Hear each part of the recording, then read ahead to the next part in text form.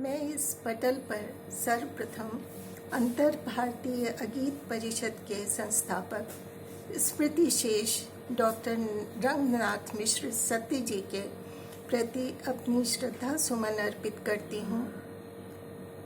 तत्पश्चात मैं मंच की सक्षम संचालिका मंजू सक्सेना जी तथा संयोजिका अपर्णा गुप्ता जी एवं विजय कुमारी मौर्य जी की हार्दिक आभारी हूँ कि आपने मुझे कथा वाचन का सुअवसर प्रदान किया है। सर्वप्रथम मैं अपनी कहानी शांति धाम प्रस्तुत करूँगी और फिर एक छोटा सा संस्मरण खेत में छिपे शेर का पीछा प्रस्तुत करूँगी। कहानी शांति धाम। भीड़ भाड़ वाले सदर बाजार की प्रमुख गली में जय हिंद टी स्टॉल के सामने दूसरी तरफ एक दुकान अब्दुल कसाई की है, जिसके सामने पॉलीथीन का झालरदार पर्दा टंगा है। बगल में एक पिंजड़े में कुछ मुर्गियां बंद हैं।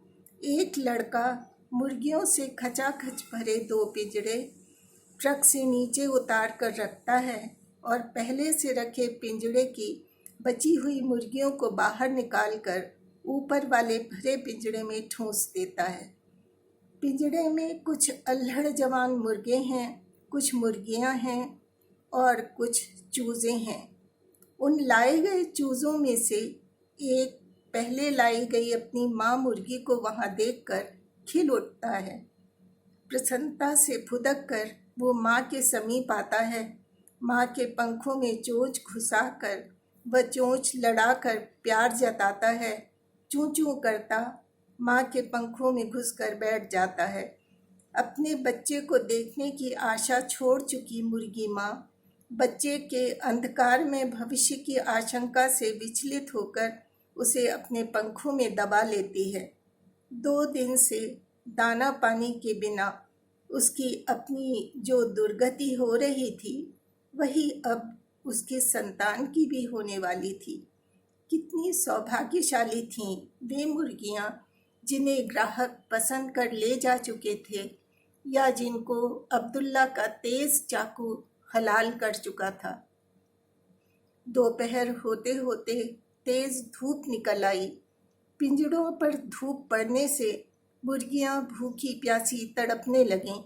दाने को कौन कहे, 2 बूंद पानी तक के आसार न थे। मुर्गी माँ का तो और बुरा हाल था। परसों यहाँ आने के पूर्व उसे थोड़ा दाना चुगने को मिल गया था और चलने के पूर्व उसने रास्ते में पड़ने वाली नाली से चोंच मारकर कुछ पानी पी लिया था।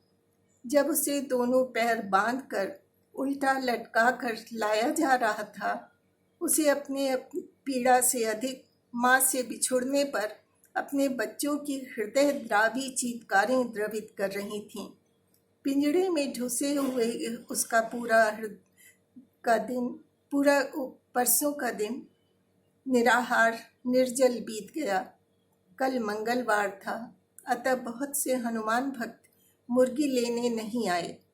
साथ वाली कुछ मुर्गियों के कष्टों का एक एक करके अंत हो गया, पर वो बेचारी इतनी सौभाग्यशाली नहीं निकली। उसके भाग्य में अभी भूखे प्यासे तड़पना शेष था। पिंजड़े में नए आए जवान मुर्गे खतरे से अनजान न थे, परंतु भय की भावना को दरकिनार करके वे कमसिन मुर्गियों से छेड़छाड़ करने से बाज नहीं आ रहे थे। चूजा माँ से लिपटकर भूखा प्यासा चिल्ला रहा था। अब्दुल्ला बीच बीच में आकर पिंजड़े पर जोर से हाथ मारकर या डंडा फटकार कर मुर्गियों को शोर मचाने को डपट जाता। शाम होते होते कई मुर्गियां अब्दुल्ला के साथ गईं और वापस नहीं आईं, तो चूजे ने माँ से प्रश्न किया, माँ, दुकान का मालिक इन मुर्गियों को कहाँ ले जाता है? जिन्हें वो ले गया था वे कहीं दिखाई नहीं दे रही हैं। माँ दुविधा में पड़ गई कि अपने नन्हे चूजे को क्या उत्तर दे। कुछ सोच कर वो बोली, वे सब शांति धाम गई हैं।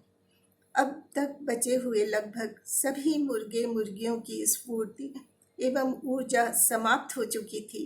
सब पिंजरे में धूप से कुम्हलाए पुष्पों की भांति गर्दन झुकाए बैठे थे। चूजा बार बार अपनी माँ से दाना पानी मांग रहा था और मुर्गी माँ उसकी कातर दृष्टि का सामना नहीं कर पा रही थी। इतने में अब्दुल्ला ने आकर मुर्गी माँ को टांगे पकड़कर बाहर घसीटा तो चूजा बिलखने लगा।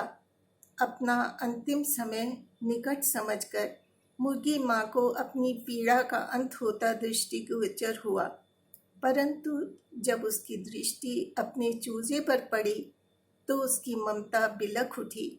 अनुनय कर वह अब्दुल्ला से बोली, आपकी बहुत कृपा होगी यदि आप मुझसे पहले मेरे चूजे को ले जाएं। कैसी माँ हो तुम जो अपने सामने अपने बच्चे की मौत चाहती हो? अन्य मुर्गियों ने उसे धिक्कारा। अब्दुल्ला ने भी चकित होकर उसकी ओर देखा तो मुर्गी माँ बोली, मेरा बच्चा भूखा प्यासा तड़प रहा है। अभी तक तो वो मुझसे लिपट कर सांत्वना पा रहा था। मेरे जाने के बाद वो बेचारा अनाथ न जाने कब तक तड़पेगा। अब्दुल्ला ने व्यंग से मुर्गी माँ की ओर देखा और उसे घुड़कते हुए उसकी टांगें पकड़कर उसे बाहर खींचने लगा। मुर्गी माँ अपने चूजे को धीरज बंधाते हुए बोली, तुम रोना नहीं, मैं शांति धाम जा रही हूँ। तुम्हारे लिए दाना पानी की व्यवस्था करके तुम्हें अपने पास बुला लूँगी। चूजा आस भरे नेत्रों से अब्दुल्ला के द्वारा माँ को ले जाए जाते देखता रहा। अब मैं एक संस्मरण आपके सामने प्रस्तुत कर रही हूँ। खेत में छिपे शेर का पीछा। सन 70 की बात है। द्विवेदी जी पीलीभीत में पुलिस अधीक्षक नियुक्त थे। श्री के.टी. शर्मा साहब तत्कालीन बरेली रेंज के पुलिस उप महानिरीक्षक थे और पीलीभीत में जनपद के निरीक्षण के लिए पधारे थे। प्रातः पुलिस लाइन के निरीक्षण के पश्चात डीआईजी साहब हमारे यहाँ लंच पर पधारे। लंच के पश्चात जंगल घूमने का कार्यक्रम बना था। श्री के.टी. शर्मा साहब मेरे पापा श्री राधे श्याम शर्मा के इलाहाबाद यूनिवर्सिटी के सहपाठी और मित्र थे और एक ही बैच के अधिकारी थे। वह मुझे अपनी बेटी मानते थे और जंगल घूमने के लिए हम सभी एक साथ जाने वाले थे।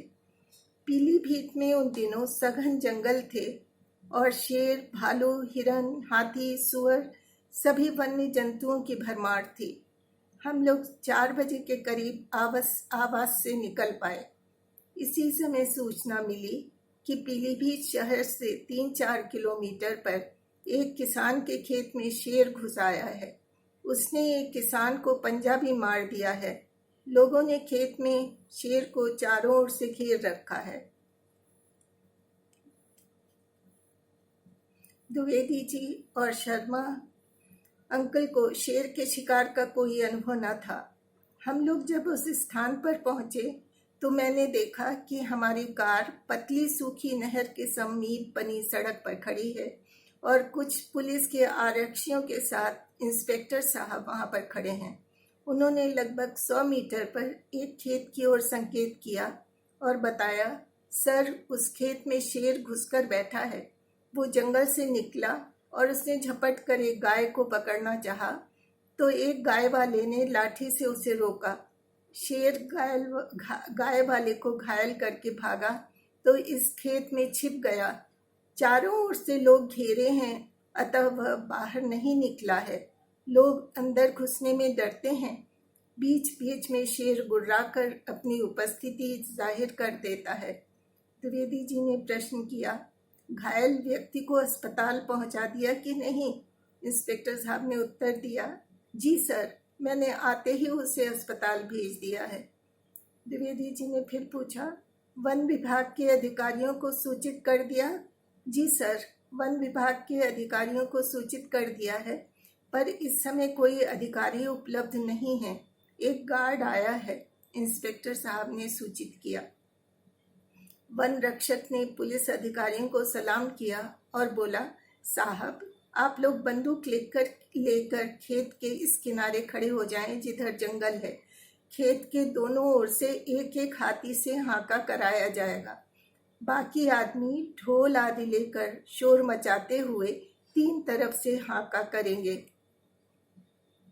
शेर जब आपकी तरफ आएगा तो आप लोग गोली चला दीजिएगा। इस शेर की बहुत शिकायतें मिल रही हैं। मैं केडी शर्मा अंकल के साथ अपने 4 वर्षीय बड़े पुत्र राजर्षि के साथ सड़क पर कार के समीप खड़े होकर शेर भगाने का कार्यक्रम देखने लगी। हाथी आदि की व्यवस्था करने में कुछ समय लग गया। सूर्यास्त का समय हो गया था, अतः जंगल के सघन वृक्षों पर पड़ती ललछौही स्वर्णिम किरणें वातावरण को मनोरम बना रही थीं।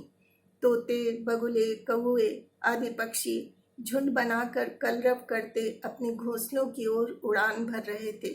शेर की उपस्थिति देखने पर बंदर, हिरन आदि चेतावनी देने के लिए अलग प्रकार से आवाज देते हैं और वन्य जीवों को सावधान करते हैं।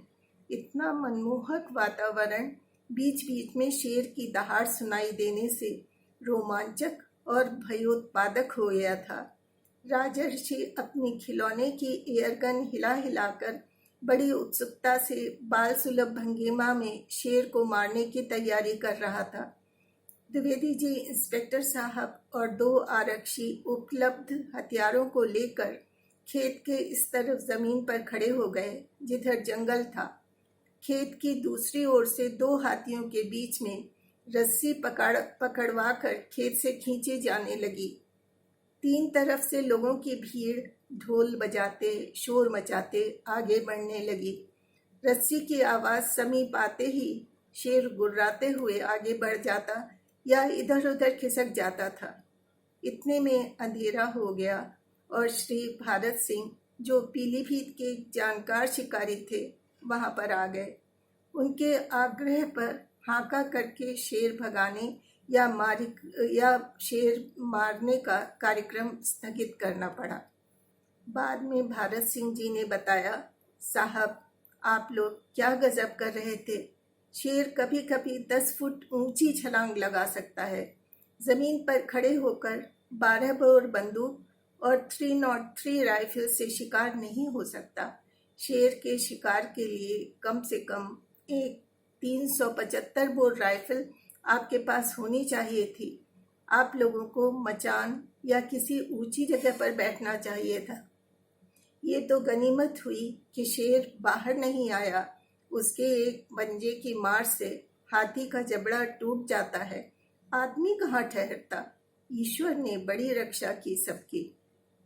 ये सुनकर हम सब सन्नाटे में आ गए। सबके हट जाने के बाद रात में किसी समय शेर वहां से निकलकर भाग गया। मैं आप सबको अभिवादन करती हूँ और आशा है आपको मेरी कहानी और संस्मरण पसंद आएगा। धन्यवाद।